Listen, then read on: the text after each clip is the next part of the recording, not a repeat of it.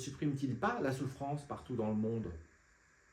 Parce que la souffrance dans le monde, précisément, est la dernière garantie de notre liberté. Dieu ne veut pas ni ne provoque la souffrance. Il nous a créés pour le bonheur d'être avec lui, mais pas en nous y obligeant. Si rien nous donnait la possibilité de dire « Dieu n'est pas là », alors on ne pourrait jamais choisir librement de dire « Je crois » et s'engager volontairement dans la foi, avant d'en voir et d'en vivre toute la beauté. C'est parce qu'on a constamment ce qui semble être un mur, un empêchement à la foi, qu'on a en réalité la plus grande dignité qu'on puisse avoir. En plus d'un pont vers Dieu, la liberté, on ne se l'est pas donné à nous-mêmes, cette liberté. Et si on nous crie spontanément le sentiment d'injustice face à la souffrance, n'est-ce pas précisément parce qu'existe en nous spontanément aussi la certitude d'un bien objectif? Et là, je viens vous prouver l'existence de Dieu, écoutez bien. C'est la bonne nouvelle de tout ce que j'ai pu trouver ce matin. Si l'ordre objectif n'existait pas, s'il n'existait pas en nous non plus, alors, pourquoi on s'indignerait de tout ce qui se passe dans le monde, de toutes ces horreurs? Parce que quand on crie contre le mal, contre l'ordre bafoué, en fait, on témoigne au créateur de cet ordre, de fait. Cette indignation qui nous fait nier Dieu est en fait la voix même de Dieu en nous. Je répète, cette indignation qui nous fait nier Dieu est en fait la voix même de Dieu en nous. On peut alors, par là, voilà une preuve supplémentaire de l'existence de Dieu. Évidemment, puisque l'ordre objectif, ça existe. L'ordre moral objectif. Comment dire que Dieu ne fait rien alors qu'il est en train de mourir d'amour pour nous? La seule toute puissance qu'il puisse exercer sans écraser notre liberté, c'est celle de l'amour et de la compassion vécue jusqu'à l'infini du don. N'oublions pas une chose, nous croyons, comme Job que la Bible... Alors Job, oui, c'est vrai que tout le monde ne sait pas qui c'est. C'était un personnage dans la Bible hébraïque. C'était Yahvé qui l'avait mis à l'épreuve de plein de choses, de persécutions, de tas de choses, justement pour ébranler sa foi. En fait, il était mis à l'épreuve.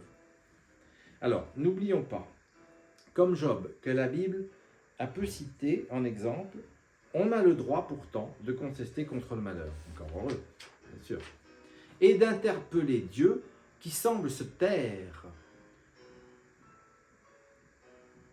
Là, à un moment où c'est Job qui doit se taire. Se taire devant quoi? Devant l'énigme du mal et le mystère de Dieu.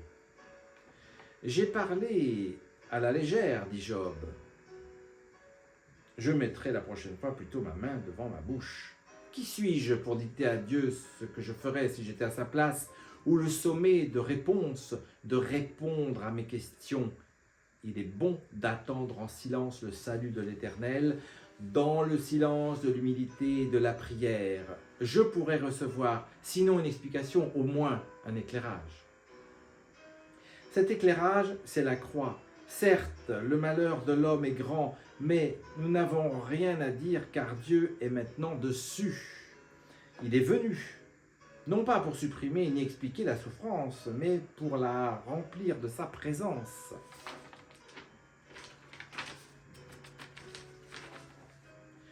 On rêve d'une intervention magique, soudaine, définitive. Deus ex machina, fantasme pur, bien sûr. Mais s'il le faisait tout le temps, ça irait complètement contre la liberté qu'il nous a donnée. Il agit, mais de l'intérieur, de nos libertés, dans et dans les durées de l'histoire. Dans nos libertés et dans les durées de l'histoire. Voilà pourquoi on a l'impression que rien ne change. Les changements les plus importants ne sont pas forcément les plus visibles. Une forêt qui pousse fera toujours moins de bruit qu'un arbre qui tombe. De toute façon, ces changements ne peuvent se faire que si nous nous laissons faire. Ils dépendent de notre conversion personnelle. Le but de Dieu, c'est notre salut. Le salut, ça veut dire libérer du mal, ça veut dire être lié à Dieu. D'accord ? Donc, notre conversion et l'action de Dieu dans notre histoire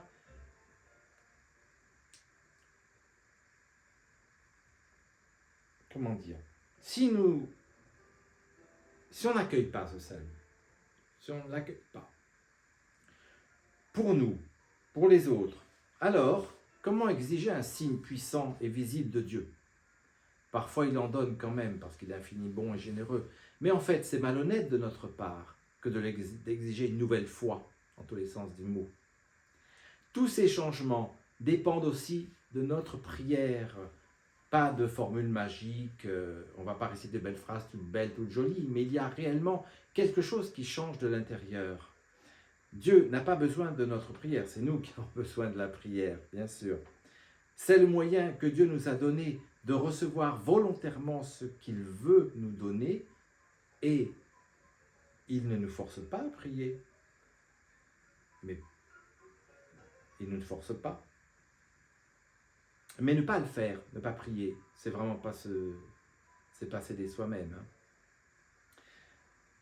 La prière, en plus de nous faire entrer dans une plus grande relation que Dieu veut avec nous, elle influence notre comportement et alimente notre engagement dans le monde.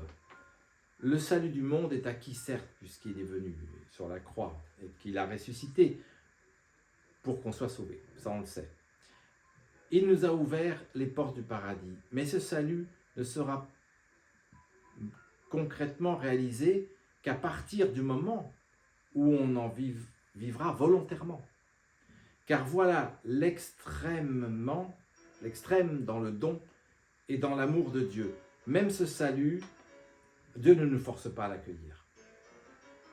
C'est à chaque génération, à chaque personne humaine, d'accueillir le salut comme pour la première fois, pour que par notre comportement, on fasse savoir que l'amour est plus fort que la mort.